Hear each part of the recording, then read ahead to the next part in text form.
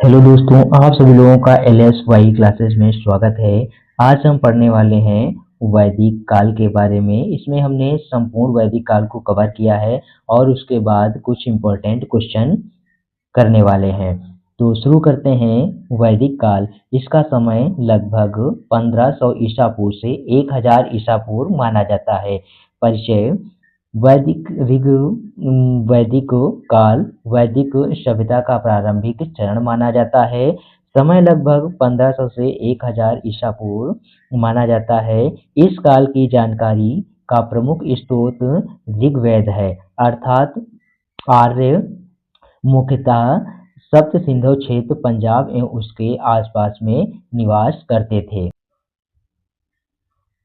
प्रमुख स्रोत। ऋग्वेद सबसे प्राचीनतम वैदिक ग्रंथ है। इसमें 10 मंडल तथा 1028 सूक्त मंत्र हैं। 9वां मंडल पूर्णतः सोम देवता को समर्पित है। 10वां मंडल सबसे बाद में जोड़ा गया माना जाता है। इसमें पुरुष सूक्त मिलता है। वर्ण व्यवस्था का प्रारंभिक उल्लेख इसी में मिलता है। आर्यों का मूल स्थान, यह विषय विवादास्पद है। प्रमुखता सिद्धांत, मध्य एशिया सिद्धांत सर्वाधिक मान्य है। आर्कटिक सिद्धांत बाल गंगाधर तिलक द्वारा। स्वदेशी सिद्धांत, आर्यों को भारत का मूल निवासी माना जाता है। परीक्षा के लिए महत्वपूर्ण तथ्य। विश्व का सबसे प्राचीनतम ग्रंथ है ऋग्वेद है। सबसे बड़ा वैदिक ग्रंथ है ऋग्वेद है। ऋग्वेद में कितने मंडल हैं? तो 10 मंडल हैं। कुल 1028 सूक्त हैं। 9वां मंडल सोम देवता को समर्पित है। 10वां मंडल पुरुष सूक्त एवं वर्ण व्यवस्था का उल्लेख है। ऋग्वैदिक काल 1500 से 1000 ईसा पूर्व इसका समय। याद रखने की ट्रिक देखते हैं। 10 10 10 28 सोम 10 पुरुष। 10 का मतलब होता है, यहाँ पे 10 मंडल हैं। 10 28 सूक्त हैं। सोम 9 सोम का मतलब होता है, नौवें में क्या है, नौवें में सोम देवता का उल्लेख है। सोम का उल्लेख है। और इसमें 10वें का मतलब होता है, 10वें मंडल में 10 पुरुष का मतलब होता है। 10वें मंडल में पुरुष सूक्त का वर्ण। राजनीतिक राजनीतिक व्यवस्था, कबीलाई जनजाति व्यवस्था, राजतंत्र वंशानुगत, लेकिन निरंकुश नहीं। इकाइयाँ कुल से मिलकर बना। और ग्राम से विश्व से जन। ग्राम का जो मुखिया होता था, कुल का जो मुखिया होता था वो परिवार होता। ग्राम का ग्रामीण, विश्व का विश्वपति, जन का जनजाति।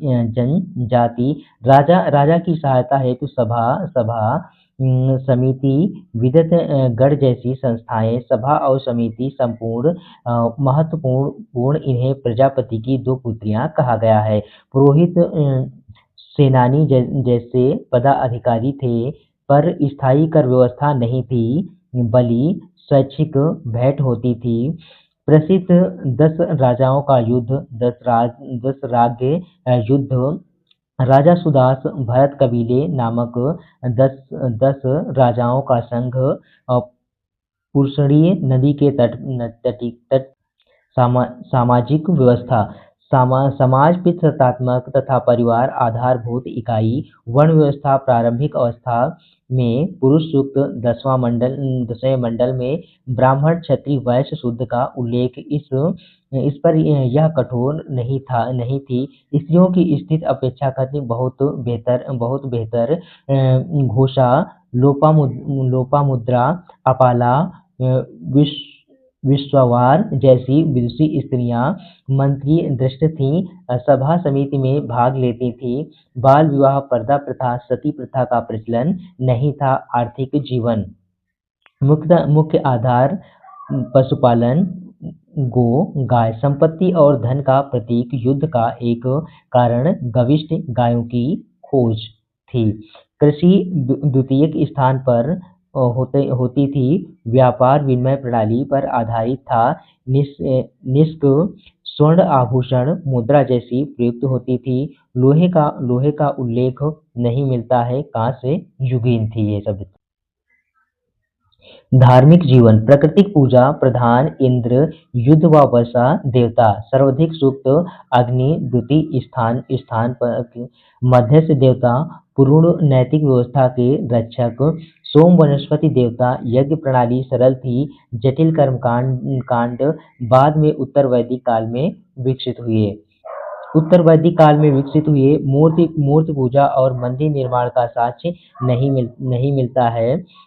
ऋग्वैदिक काल 1500 से 1000 ईसा पूर्व माना जाता है। अब हम 20 MCQ क्वेश्चन करने वाले हैं। तो पहला है, ऋग्वैदिक काल का मुख्य आधार क्या था?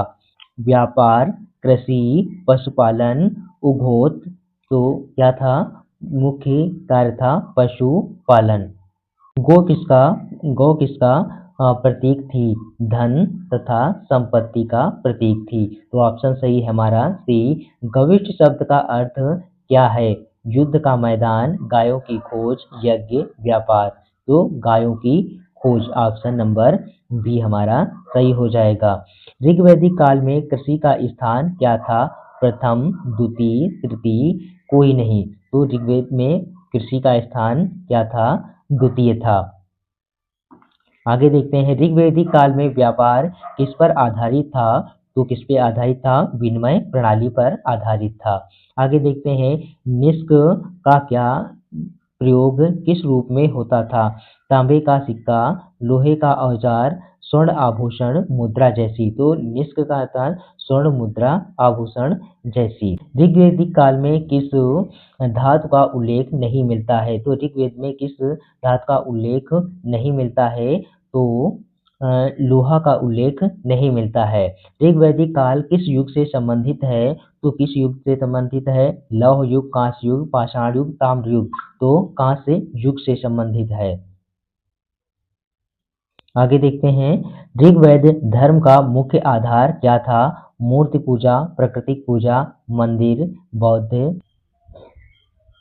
तो इसमें है प्राकृतिक पूजा। तो इसमें ऑप्शन सही होगा बी, प्राकृतिक पूजा। युद्ध एवं वर्षा के देवता कौन थे? तो युद्ध और वर्षा के देवता इंद्र को। ऋग्वेद में सर्वाधिक सूक्त किस देवता को समर्पित है? तो सर्वाधिक सूक्त किस देवता को समर्पित है? ऋग्वेद में सर्वाधिक सूक्त किस देवता को समर्पित है? तो किसको समर्पित है? इंद्र को समर्पित है। मध्यस्थ देवता किसे कहा जाता है? तो मध्यस्थ देवता किसे कहा जाता है? अग्नि को कहा जाता है। नैतिक व्यवस्था के रक्षक देवता कौन थे? तो नैतिक व्यवस्था के रक्षक देवता कौन थे? Option number C, Varun. Number 14 question है, वनस्पत देवता किसे माना जाता था? तो वनस्पत देवता किसे माना जाता था? इंद्र, अग्नि, वरुण, सोम। तो किसे माना जाता था? वनस्पति देवता सोम को माना जाता था। ऋग्वेद काल में यज्ञ प्रणाली कैसी थी? अत्यंत जटिल, सरल, तांत्रिक, मंदिर आधारित। तो 15 का कौन सा क्वेश्चन ऑप्शन सही है? बी, सरल। आगे देखते हैं, ऋग्वैदिक काल में किसका साक्ष्य नहीं मिलता है? पशुपालन का, कृषि का, मूर्ति पूजा और मंदिर का। तो ऋग्वेद में किसका नहीं मिलता है? मंदिर और मूर्ति पूजा का साक्ष्य नहीं मिलता है। ऑप्शन नंबर सी सही होगा। ऋग्वैदिक काल में सबसे महत्वपूर्ण आर्थिक गतिविधि कौन सी थी? कृषि, व्यापार, पशुपालन, उद्योग। तो कौन सा था? 17 में सही होगा ऑप्शन सी, पशुपालन। निम्नलिखित में से कौन सा कथन सही है? लोहा प्रचलित था, मूर्ति पूजा का व्यापक प्रचलन था, व्यापार विनिमय प्रणाली पर आधारित था। तो 19 में हमारा ऑप्शन सही होगा सी, व्यापार विनिमय प्रणाली पर आधारित था।